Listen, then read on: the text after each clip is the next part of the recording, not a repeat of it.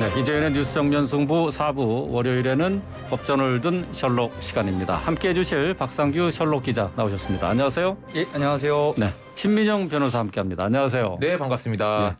자, 지난 시간에는 미성년 연구 부정 논문과 관련된 얘기를 해봤었는데 교육부와 서울대, 연세대에서 개인정보 보호를 이유로 이 내용에 대해서 구체적으로 밝히지 않았어요. 예, 맞습니다. 그런데 개인정보 보호 이거 외에 또 영업비밀 뭐 이것도 있었잖아요. 예, 그렇습니다. 근데 지금 박상규 기자께서 공익감사를 청구할 예정이다 이렇게 그 시간에 얘기를 했는데 예. 어떻게 됐습니까? 예, 시민 여러분들이 뜨겁게 반응해 주셔서요. 공익감사 자필 서명이 담긴 공익감사 청구서를 약 500여 장을 셜록으로 보내줬고요. 저희가 그걸 가지고 지난 금요일 22일 날 네. 감사원에 청구 접수를 했습니다. 네, 그래요. 예. 그러면 그 감사원에 청구를 했다고? 예, 감사원에 청구를 했고요. 그게 이제 시민들이 300여 명 정도 참여하면 감사 청구가 가능하고요. 공익감사를 이제 예. 진행한 거죠. 예, 가능하고 이 접수한 날로부터 30일 이내에 감사원은 자체 심의를 해서 감사를 실시할지 여부에 대해서 판단을 해야 됩니다. 아직 그러니까 그 답변을 못 받은 거네요. 예, 그럼 뭐 감사를 뭐 할지 말지에 대해서 1차적으로 이제 감사원에서 판단을 할 예정이고요. 그 예. 이후에 이제 감사는 그 이후에 진행이 됩니다. 예. 안 될 수도 있고요. 감사원이 거부를 하면. 그래요? 예.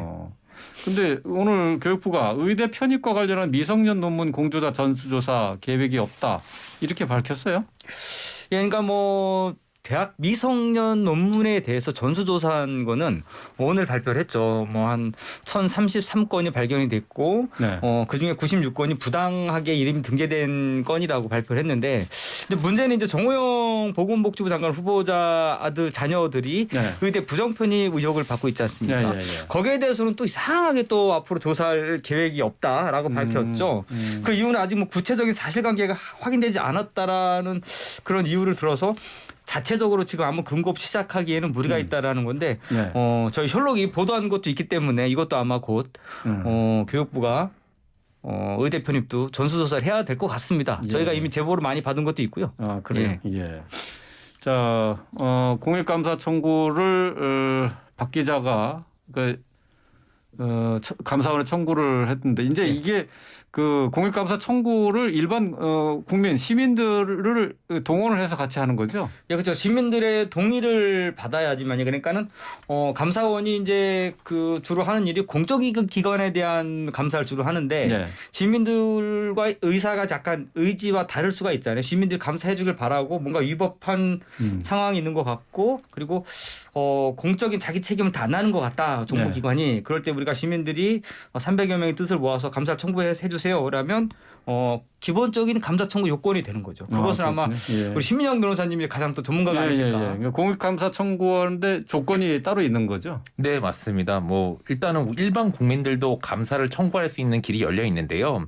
이 관련 근거 규정이 이름이 굉장히 깁니다. 뭐 줄이는 그 약어도 없는데요. 그대로 읽어드리면 국민감사 청구, 부패행위 신고 등 처리에 관한 규칙. 정말 길죠. 네. 네, 이 규칙 10조의 규정이 있는데 그 19세 이상의 국민 300명이 뭐 성명, 전화번호, 생년월일, 주소, 직업 등을 기재해서 연명을 하면 감사원에 감사를 청구할 수 있도록 하는 그런 규정이 있습니다. 그렇군요. 국민감사 청구 제도라는 게 또 있잖아요. 그거는 뭐예요? 네, 지금 말씀드린 이 국민감사, 공익감사. 네. 공익감사와 국민감사 똑같은 거예요?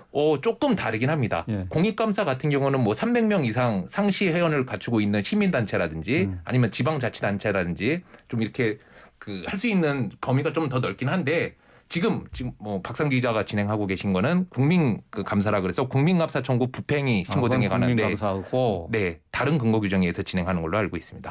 어쨌든 공익감사든 국민감사든 국민 19세 이상 국민 300명이 모이면 감사원에 감사를 청구할 수 있다. 이렇게 이해하시면 좋을 것 같아요. 예. 대학을 상대로도 합니까? 논란의 여지가 있는 문제입니다. 왜 그렇죠? 일단 감사라는 게 감사원이 진행하고 원칙적으로 공공기관을 대상으로 그렇죠. 하는데 사립대학들 같은 경우는 불만인 거예요. 우리는 공공기관이 아닌데 왜 감사를 하느냐. 라고 불만을 가질 수가 있는데 이게 2011년도에 한번 논쟁이 된 적이 있었습니다. 한참 그 반값 등록금 이 사회적인 이슈였을 때 그 감사원에서 등록금 사용의 적정성에 대해서 한번 감사를 해보겠다라고 네. 하면서 이제 사립대학교의 이 등록금 감사에 들어갔었는데 그때 사립대학에서 우리는 공공기관이 아닌데 왜 감사를 받아야 되냐 반발을 했었어요. 네. 그런데 그때 감사원에서 근거로 내밀었던 게 감사원법 제23조의 7호에 보면 민법 또는 상법 외의 다른 법률에 따라 설립이 되고 임원의 전부 또는 일부나 대표자가 뭐 국가 또는 지방단체, 자치단체에 의해서 임명되거나 임명 승인되는 단체 등의 회계에 대해서는 감사할 수 있다는 규정이 있어서 이 규정에 근거해서 사립대학 당신들 같은 경우에 그 임원들 예. 그 임명할 때 뭐 국가라든지 이렇게 뭐 승인 받는 절차가 있잖아요. 예. 그렇기 때문에 당신들 역시도 뭐 감사 대상이 된다라고 예. 하면서 감사를 진행했던 선례가 있기는 합니다.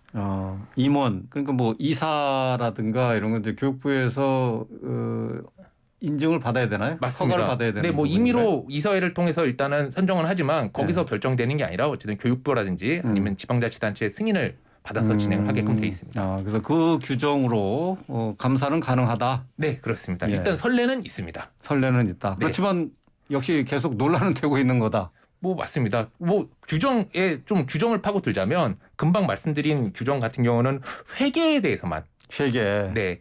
예. 뭐 감사할 수 있다고 규정이 돼 있어서 만에 하나 이게 뭐 이 사안 지금 이 논문 관련된 사안이 감사가 진행이 되고 뭐 사립대학이 반발을 한다 그러면 예, 이 조항을 예. 갖고 좀 반발할 가능성이 예. 있다고 봅니다.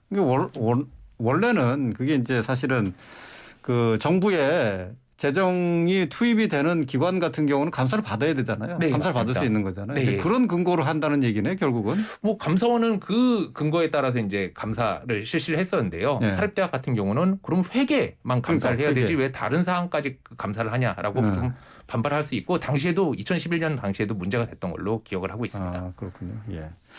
그런데 한국 미생물학회가 한 부정 논문을 철회하기로 결정했다고 하는데요. 박상규 기자가 예. 이 직접 취재한 부정 논문 사례였죠. 예, 맞습니다. 셜록이 취재하고 폭로한 사례인데요.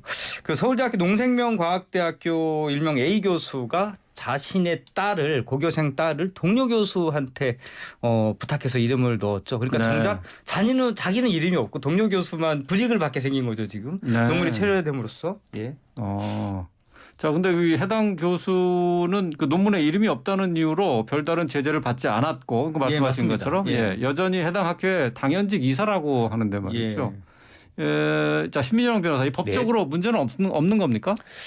법적으로 원칙적으로는 문제가 없다라고 봐야 될 것 같습니다.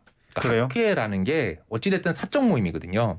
뭐 좀 엉뚱한 예가 될 수 있지만 엉뚱한 예를 좀 들자면 프로야구 구단 같은 경우도 선수들의 음주운전 문제가 되는데 구단별로 징계가 천차만별이잖아요. 어떤 경우는 퇴단시키기도 하고 네, 예. 어떤 경우는 몇 경기 출장 정지에 그치기도 하고 이런 문제는 결국에는 이 프로야구 구단이나 뭐 학회도 그렇고 사적 모임이기 때문에 징계 여부가 좀 재량에 맡겨져 있거든요. 그래서 일단은 징계를 하지 않더라도 뭐 법적인 문제는 없다.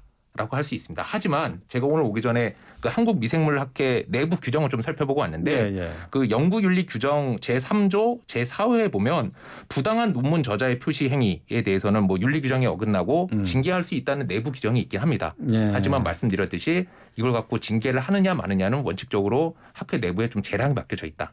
이렇게 저는 보고 있습니다. 자, 근데 2030 청년 의사들이 만든 공정한 사회를 바라는 의사들의 모임에서 이 해당 교수와 그 딸을 고발하기로 했다고 하는데요. 박상규 기자 좀 내용을 좀 설명해 주시죠. 이렇게 보시면 될 것 같습니다. 이제 이 부정 논문이 사회에 크게 이슈가 된 게 일명 조국 사태 이후에 좀 이슈가 됐죠. 예. 정경심 교수 같은 경우에 자녀의 그 소위 말하는 스펙을 허위로 작성해서 이걸로 입시에 반영했다라는 건데 그게 바로 이제 이게 이제 혐의가 적용되는 게 바로 업무방해 혐의거든요. 네, 예. 의사들이 봤을 때는 의사라는 직업 자체는 굉장히 많은 수련과 노력 공부를 해야 되는데 자격이 없이 의사가 된다고 한다는 것은 결국 국민들의 건강권을 위협하는 일이고 그리고 어느 것보다 누구보다 공정해야 되는 대학 그리고 의사 집단에서 이런 일들이 비일비재하게 일어난다는 것에 대해서 이제 자체적으로 봤을 때 너무나 큰 문제다. 예. 공정사회에도 역행한 일이다라고 해서 오늘 25일이죠. 바로 서초경찰서에 저희 셜록과 함께 같이 고발하고 왔습니다. 고발장을 접수시켰군요. 네, 그렇습니다. 알겠습니다. 자.